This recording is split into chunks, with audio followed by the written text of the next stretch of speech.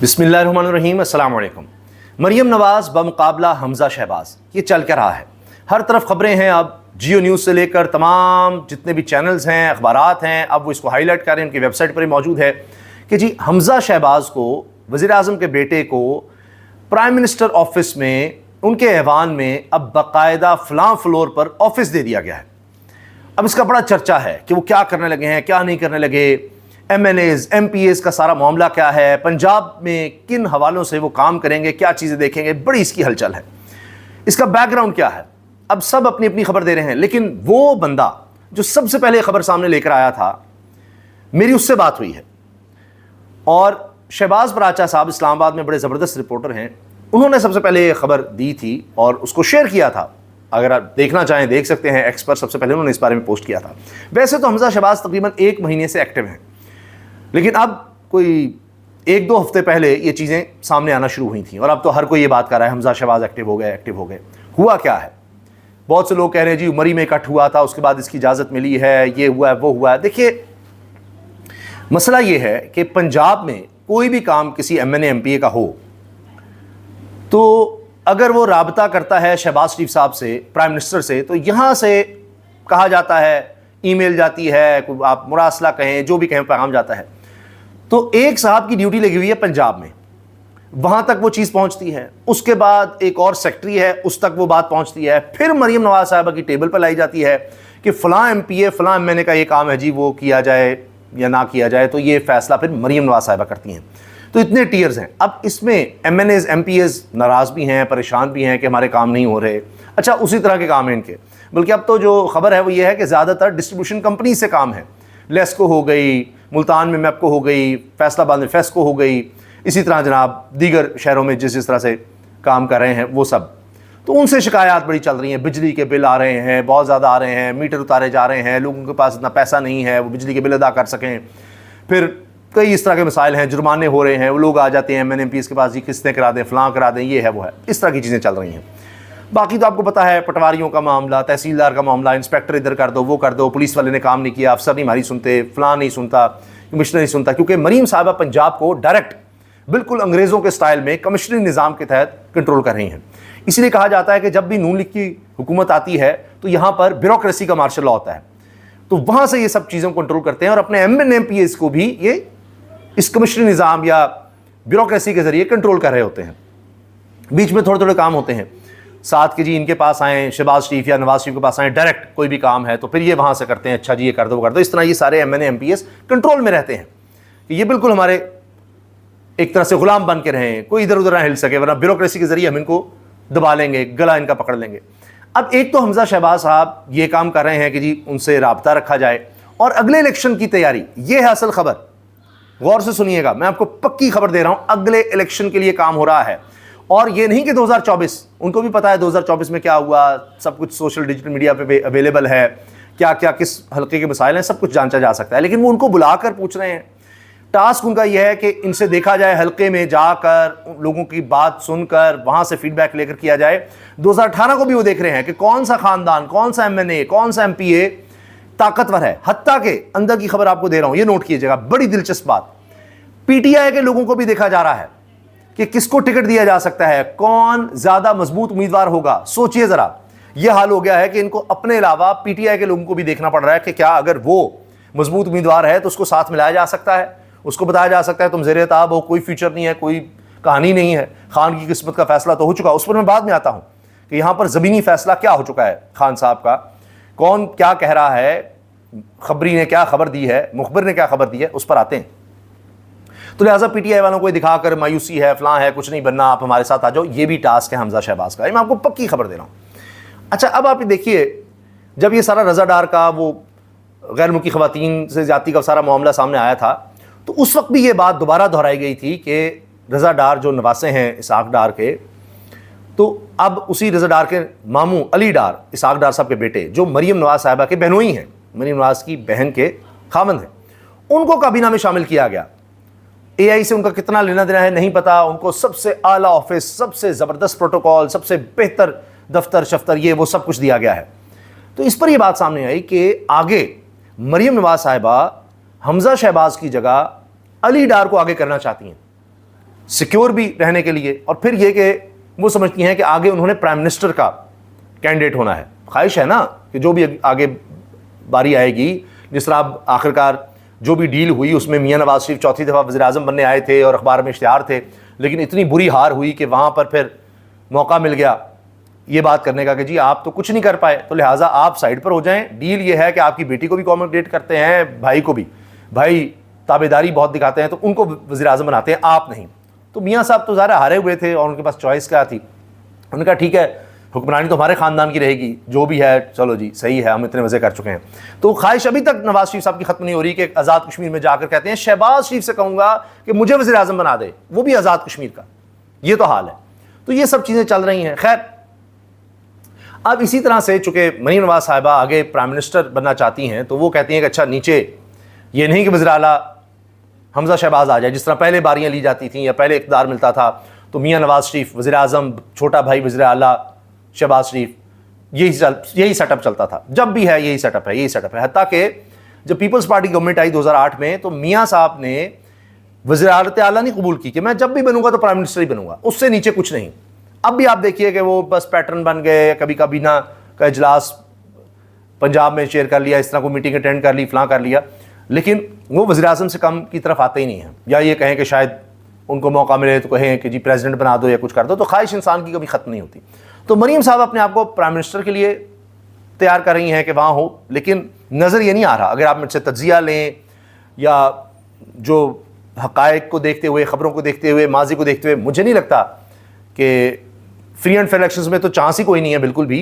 लेकिन डील शील करके भी फॉर्म 47 के जरिए भी मुझे चांस नज़र नहीं आता मरीम साहबा का प्राइम मिनिस्टर बनने का, क्योंकि उनके बारे में भी बहुत सी बातें इस तरह की जाती हैं कि जी जिस तरह वो भी अनप्रिडिक्टेबल हैं, कहीं कोई पता नहीं कि वो भी अपने वालिद की तरह नज़रियाती हो जाती हैं, या ये कि जी वो अड़ जाएँ किसी बात पर। शहबाज शरीफ साहब वाली ताबेदारी मरीम नवाज साहबा में है ही नहीं, उनकी गुट्टी में नहीं है, वो नहीं हो सकता। तो इसलिए वो भी उस तरह से नहीं है कि कहीं वो खान साहब की तरह पता लगे कि किसी और तरफ चलेगी तो कभी भी अपना कोई फ़ैसला सुना दें। अभी भी पंजाब में कहीं ना कहीं ऐसा है कि सारी बातें वो उस तरह से नहीं ताबेदारी में मानती, जितनी मानी जाती हैं मानती हैं, कुछ पे वो अपनी भी बात मनवाती होंगी। तो इसलिए किसी भी तरह से ना अवामी तौर पर ना वैसे सपोर्ट से फॉर्म 47 के ज़रिए वो मुझे तो नहीं लगता कि प्राइम मिनिस्टर बनती हैं। लेकिन ख्वाहिश है, कोशिश है, लगी हुई है उनको है। और नीचे वो चाहती हैं कि जी मेरा बहनोई आ जाए, अली डार आ जाए, उनकी एक ट्रेनिंग चल रही है, वो साथ साथ लगे रहें। जिस तरह मियाँ नवाज शरीफ के साथ हमेशा इसहाक डार को आप देखते हैं, तो अब उन्होंने आगे जाना है कि कहीं ये हमज़ा शहबाज मामला ना ले जाए। तो अली डार का चूँकि कोई पॉलिटिकल बैकग्राउंड नहीं होगा उनके वालिद की तरह, इसहाक डार की तरह, तो वो कभी भी उस पोजीशन में आ ही नहीं सकते कि किस तरह से हमें चैलेंज करें या कुछ करें। तो हमज़ा शहबाज फिर आगे पता नहीं क्या हो, किस तरह हो। तो ये चीज़ें हैं। अच्छा, अब एक ये मामला आ जाएगा कि हमज़ा शहबाज चीज़ों को डायरेक्ट देखेंगे, वो वहाँ से कह रहे होंगे ऐसे करो, वो करो, वो करो, तो इसमें भी आपको ज़रा गड़बड़ नज़र आएगी। लेकिन इसमें ख़ास बात नोट करने वाली है अगले इलेक्शंस की तैयारी। अब आकर हमज़ा क्यों एक्टिव हुए हैं, तो इसमें आप देखिए कि चीज़ें नज़र आ रही हैं अभी से। जो काम इलेक्शंस के करीब होना शुरू हो जाते हैं, वो काम हमज़ा शहबाज ने अब आकर संभाले हैं, वरना बिल्कुल साइड लाइन थे, कहीं कुछ नहीं नज़र आ रहा था। चैम गोइयाँ हो रही थी, बात हो रही थी कि साइड लाइन है, कहाँ है हमज़ा, ये वो। तो वो हल्के की सियासत, सियासी तौर पर चीज़ों को करने की कोशिश करेंगे। इसको आप उस चीज़ से भी जोड़ सकते हैं जो सोहेल राइस साहब ने कहा था कि ना तो कोई सियासत हो रही है, ना यहाँ मईशत ठीक हो रही है, ना कोई बयानिया है, तो इसलिए ये जा रहे हैं। ना शहबाज शरीफ साहब कोई जलसा करते हैं, ना लोगों से उस तरह मिलते हैं, ना कोई कॉन्टैक्ट रखते हैं। उन्होंने एक ही तरफ सारा कुछ रखा हुआ है कि इक़्तिदार में लाने वाले अवाम नहीं है, हमें इक़्तिदार में जब तक रहना है तो हमें एस्टैब्लिशमेंट की सपोर्ट से रहना है। उन्होंने सारा कुछ वहाँ पर किया हुआ है, किसी और तरफ उनकी ना कोई तवज्जो है, ना कोई काम। उनको यह है कि ताबेदारी रखो, ताबेदारी रखो, ताबेदारी रखो। बस यही है इक़्तिदार पाकिस्तान में। इसका आसान तरीन तरीका, वाहिद तरीका यही है कि यहाँ से इक़्तिदार लिया जाए और इसी तरह से जब तक हम रहेंगे ताबेदार इक़्तिदार रहेगा। उनका ये फार्मूला है।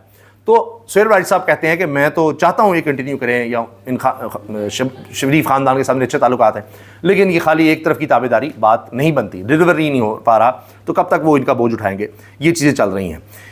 दूसरी तरफ जनाब बात आ जाती है कि अब 40% अफसरान, यानी जो इदारा बड़ा अहम है, जिसने इस मुल्क में पैसा इकट्ठा करना है और फिर हुकूमत को भी देना है, इदारों को भी देना है, वो FBR, जहाँ से मुल्क सारा चलना है।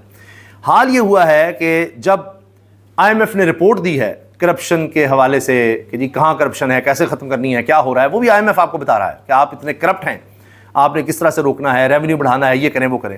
اس کے بعد اب یہ ہوا ہے کہ ایف بی آر کے 40% افسران اور یہ ٹاپ افسران, ان کو واچ لسٹ میں ڈال دیا گیا ہے. اندازہ لگائیے, یہ آئی ایم ایف کی رپورٹ جو آئی ہے کہ جی ایکشنز آپ نے لینے ایف بی آر نے, تو وہ اب ان کی اسکروٹنی کی جا رہی ہے. پروموشن ہے, فلاں ہے, یہ ہے, وہ ہے, ان کو دیکھنا ہے. گاڑیاں تو دے دیں, مراد دے دیں, سب کچھ ہے ان کے پاس, بڑا کچھ اربوں روپیہ دیا, لیکن اب واچ لسٹ میں بھی ان کو ڈال دیا گیا ہے کہ ان پر نظر رکھو ذرا. تو ہر سطح پر کرپشن ہے, ملک بہتر نہیں ہو رہا. تو آئی ایم ایف کو بتا رہا ہے جی آپ میں کرپشن بڑی ہے, تو ذرا ان کو واچ لسٹ پہ رکھ لیں.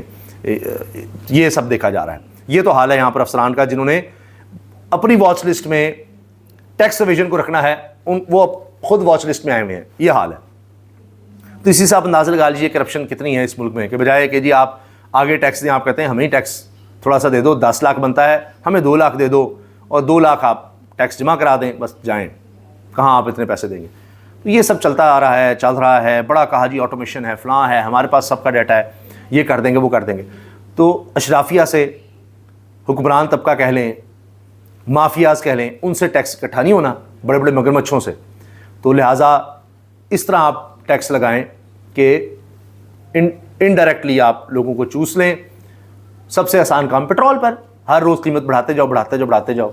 بس بڑا سادہ سا فارمولہ ہے. اسی طرح دیگر چیزوں پر, ہر کھانے پینے کی چیز پر وہ جی ایس ٹی لگا کر, بس یہ انڈائریکٹلی آپ ٹیکس لگاتے جائیں. ڈائریکٹ نہیں کسی کو پکڑنا, جو جتنا کما رہا ہے اس سے نہیں لینا, مافیا سے نہیں لینا. یہ کام آسان ہے, یہی کرتے چلے جاؤ. بڑا آسان فارمولہ ہے.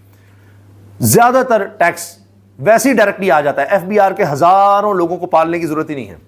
چونکہ مجھے بتائیے نا, اس میں ایف بی آر کا کیا کام ہے کہ آپ نے اتنا پیٹرول آ رہا ہے, اس پر سارا اس پہ ٹیکس وصول کر لینا ہے وہیں پر.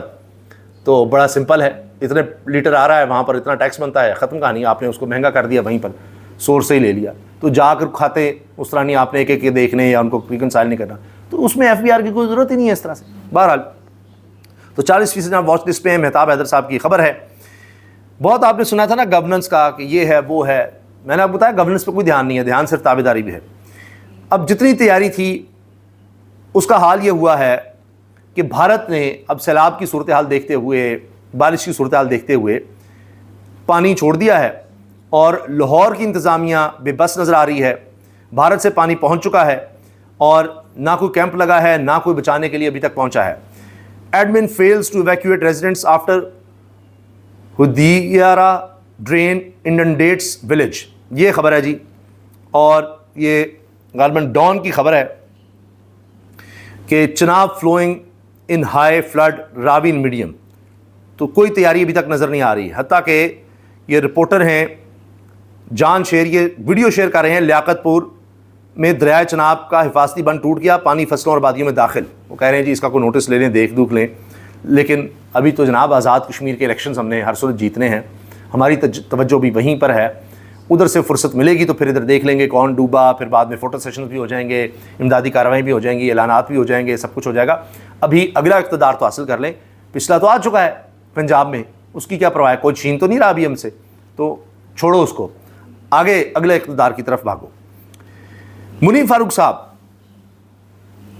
اسٹیبلشمنٹ کی خبریں دینے کے حوالے سے اس وقت بہت جانے جاتے ہیں. تو انہوں نے کہا ہے کہ میرے پاس خبر ہے کہ عمران خان کا سیاسی فیٹ سیل کر دیا گیا ہے. یعنی خان کی قسمت کا فیصلہ ہو چکا ہے. سیاسی فیٹ سیل کرنا کہ بس جس طرح ہوتا ہے نا کہ ان کی قسمت فیصلہ کر کے سیل, ختم کہانی, اب کچھ نہیں بچا, جو نہ تھا ہو گیا, فیصلے کر لیے ہیں.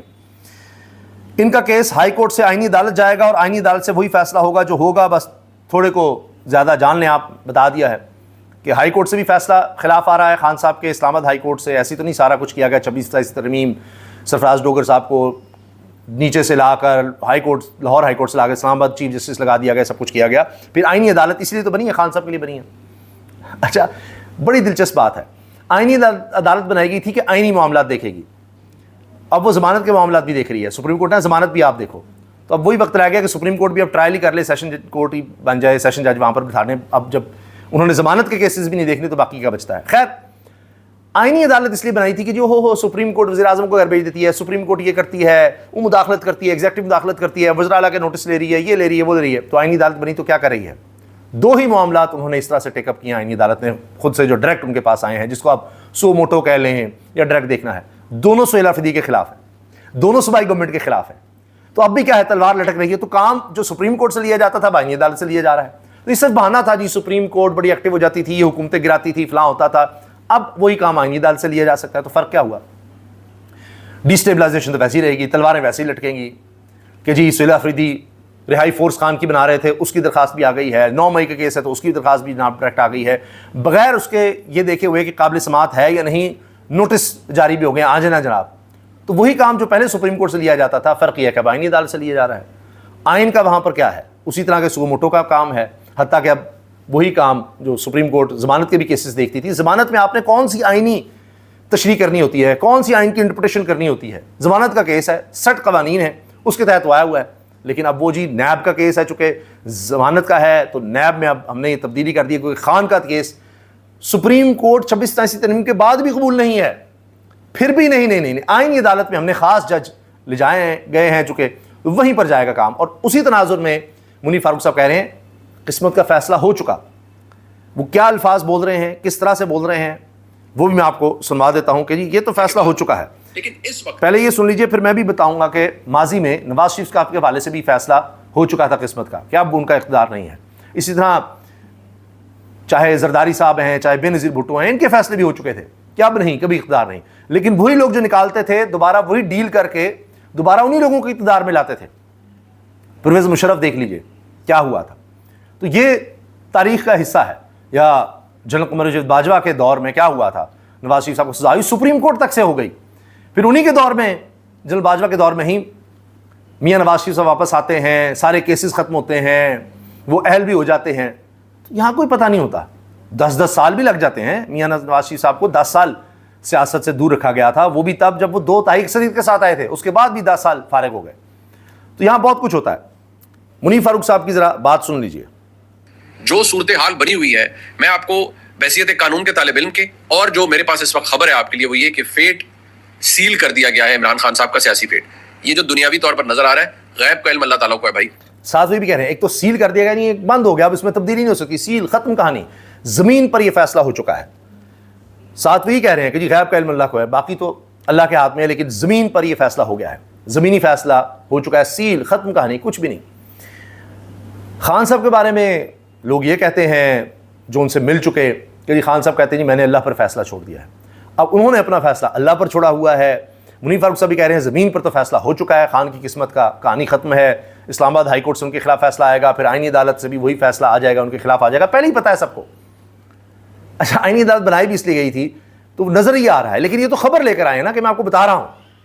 ایک ہوتا ہے کہ ہم دیکھتے ہیں کہ اس وقت کوئی ماحول ہی اور نہیں ہے, ایسے تو نہیں کیا گیا. اس وقت موجودہ دور میں خان صاحب کے لیے کوئی لینسی نہیں ہے, کوئی نرمی نہیں ہے, کوئی انصاف نہیں ہے, کوئی عدالت نہیں ہے, انلیس انٹل وہ ڈیل کر لیں. ڈیل کر لیں گے تو پھر سب کچھ ہو سکتا ہے, خاموش ہو جائیں سب کچھ ہو سکتا ہے. بہنوں سے بھی تو یہی کہا جا رہا ہے کہ ملاقات کروا دیتے ہیں, آپ نے خاموش رہنا ہے, آپ نے خاموش رہنا ہے. وہ بات اس طرح سے نہیں بن پاتی. تو یہ سب تو ہے, یہ چیزیں چل رہی ہیں. تو فرق یہ ہے کہ ایک طرف یہ تجزیہ ہے, جو چیزیں نظر آ رہی ہیں ان کو دیکھتے ہوئے آپ یہ کہہ سکتے ہیں, لیکن ایک ہے خبر کہ ڈائریکٹ آپ کو بتاتا ہے بھائی ہاں ہم نے سیل کر دیا, بند کر دیا ہے, یہ آنا ہے ہائی کورٹ سے فیصلہ, یہ آنا ہے آئینی عدالت سے فیصلہ. مجھے نہیں پتا کہ کیا ہونا ہے, لیکن جو مجھے نظر آ رہا ہے اور جو خبر ہے وہ یہ کہ اس فیصلے کے بعد, پہلے بھی فیٹ سیل ہی تھا, لیکن اس فیصلے کے بعد جو کہتے ہیں نا مہر ثبت ہو گئی ہے کہ آئینی عدالت میں جائے گا, ہائی کورٹ سے آئینی عدالت جائے گا, آئینی عدالت میں وہی فیصلہ ہوگا جو ہوگا.